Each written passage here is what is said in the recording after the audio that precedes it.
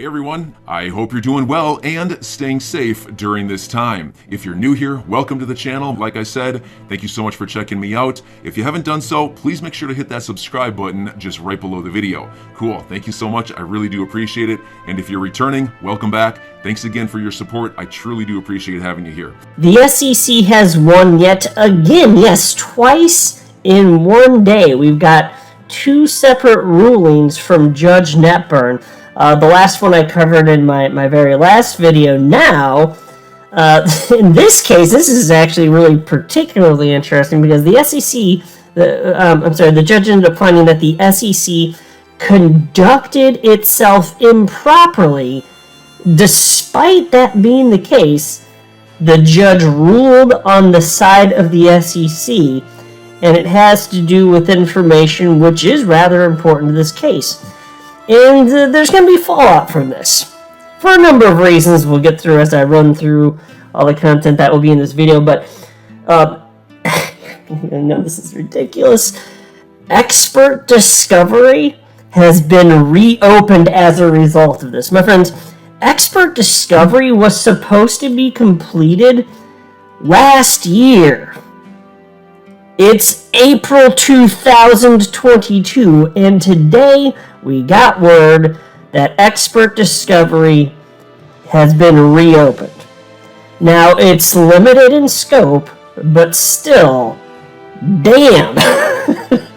It's not Fact Discovery. At least Fact Discovery is not reopened, but Expert Discovery is indeed reopened. So I'll share with you all the reasons why and what's going on here, all of the ridiculousness.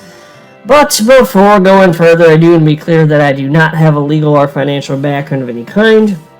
I am not offering legal or financial advice, and you definitely should not buy or sell anything because of anything I say or write. I'm just an enthusiast who enjoys making YouTube videos about crypto-related topics, but just as a hobby and just for fun. Shout out to James Filan, XRP community member and attorney, who shared the most recent legal filing, and I did, hear this, got some dead trees in my hands. I highlighted a couple of parts that I found to be particularly interesting, including the part where the judge notes that the SEC conducted itself improperly, which is a direct quote. So what's actually being covered here?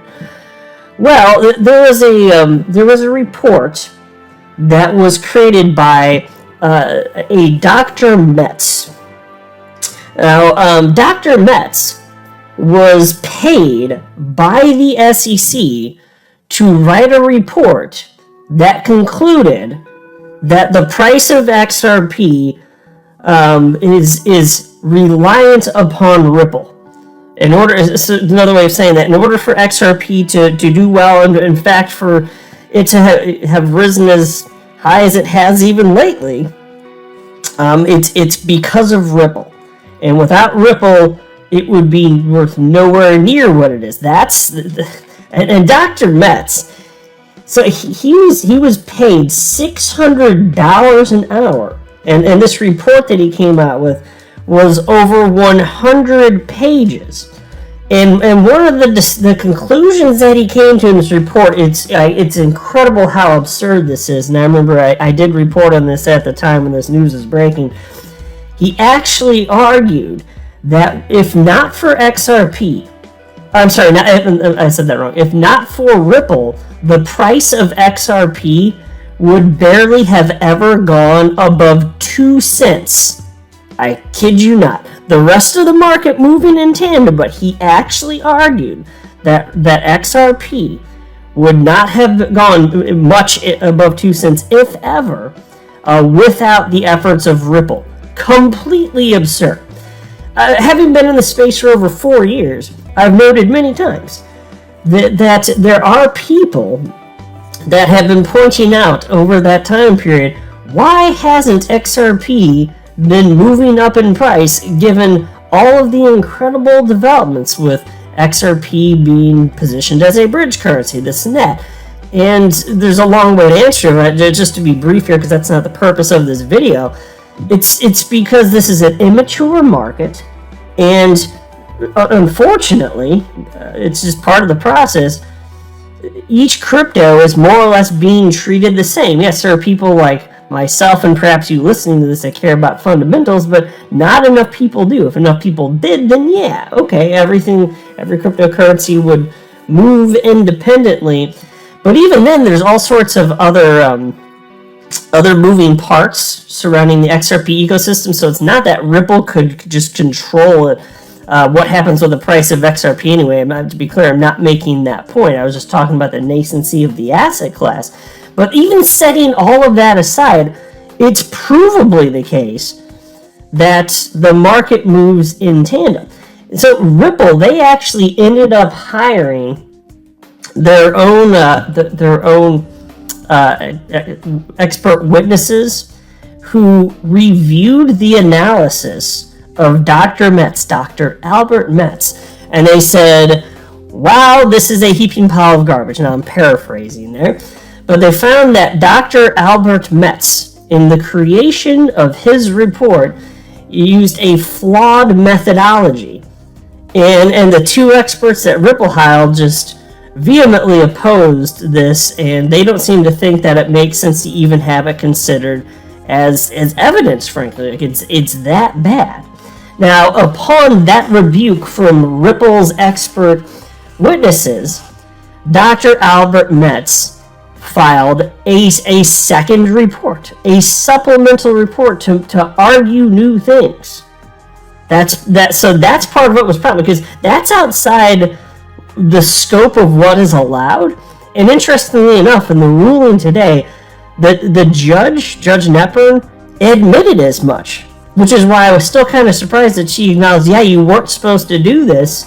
So when she's talking about the poor conduct here, inappropriate conduct, however she worded it, that's what she was talking about. You weren't even allowed to do this, SEC. Submit this from Dr. Metz. No, there was no invitation to do that.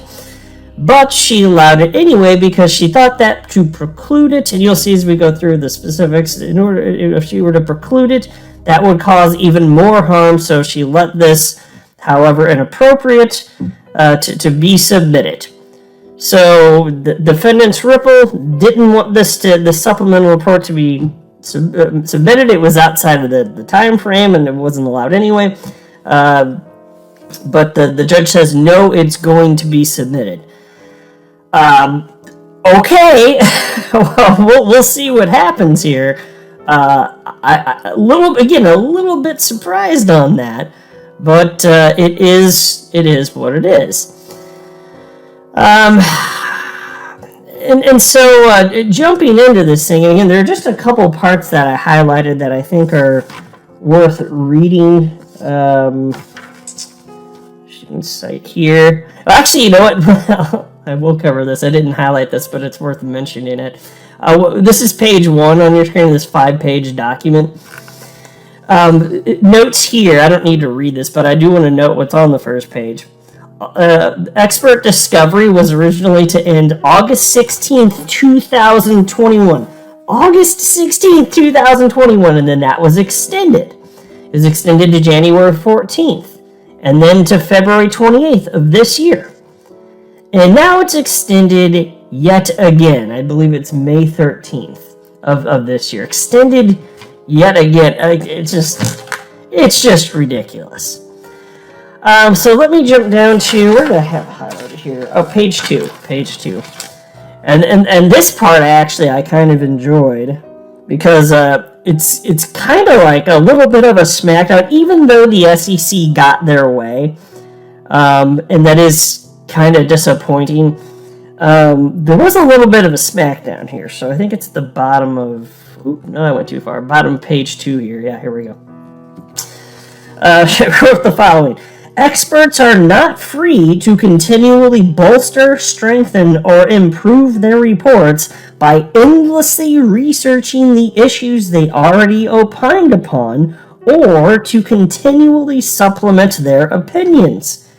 If an expert's report does not rely on any information that was previously unknown or unavailable to him, it is not an appropriate supplemental report. End quote.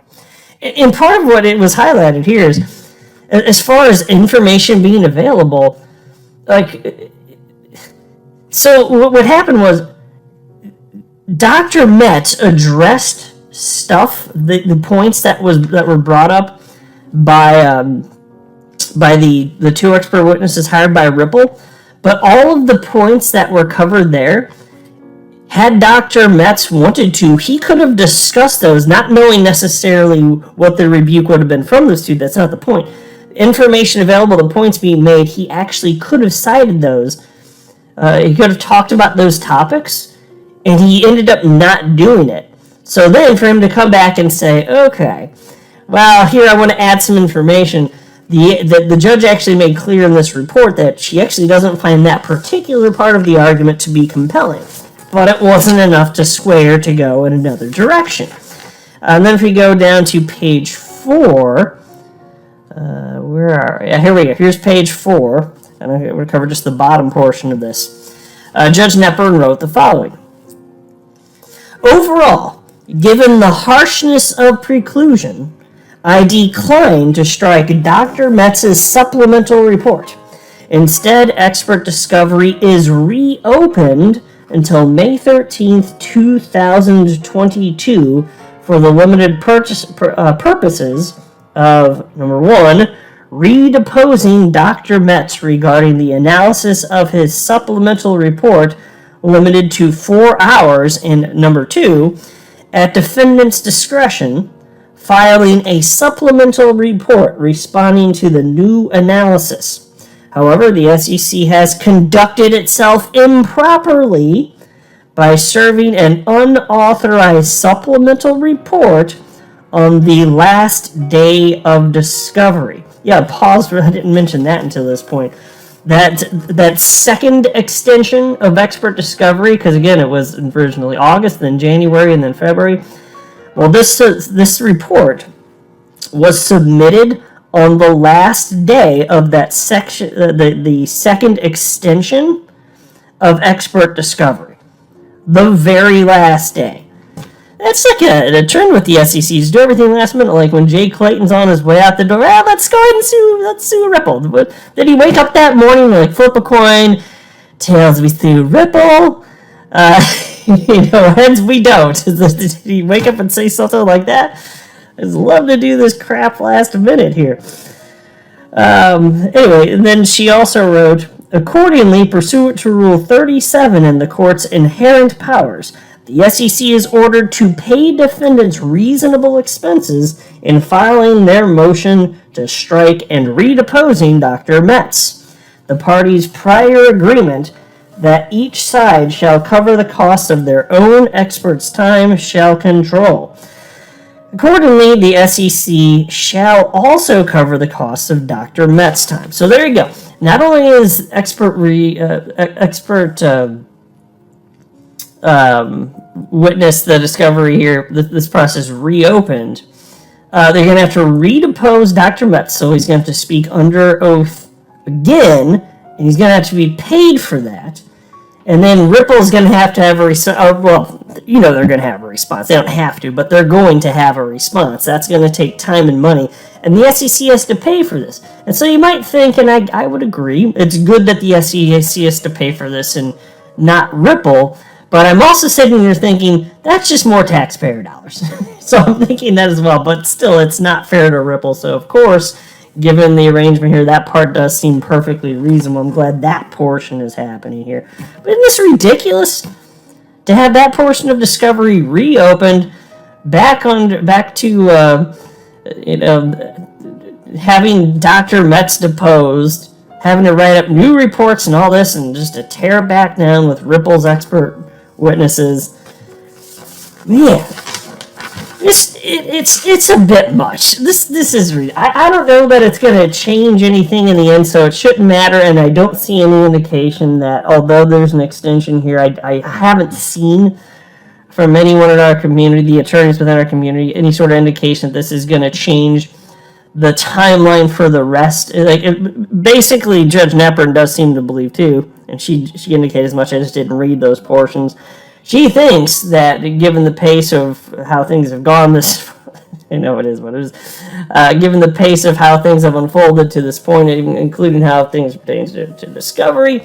I'm your guy. I will keep you posted. I'm your advocate. I'll be back on a daily basis, usually multiple times per day, with these videos to keep you updated with everything going on. So I hope you enjoyed the video. If you haven't done so, make sure to hit that subscribe button. Feel free to share any of my videos with your friends, family, social media, or anybody who may care to listen.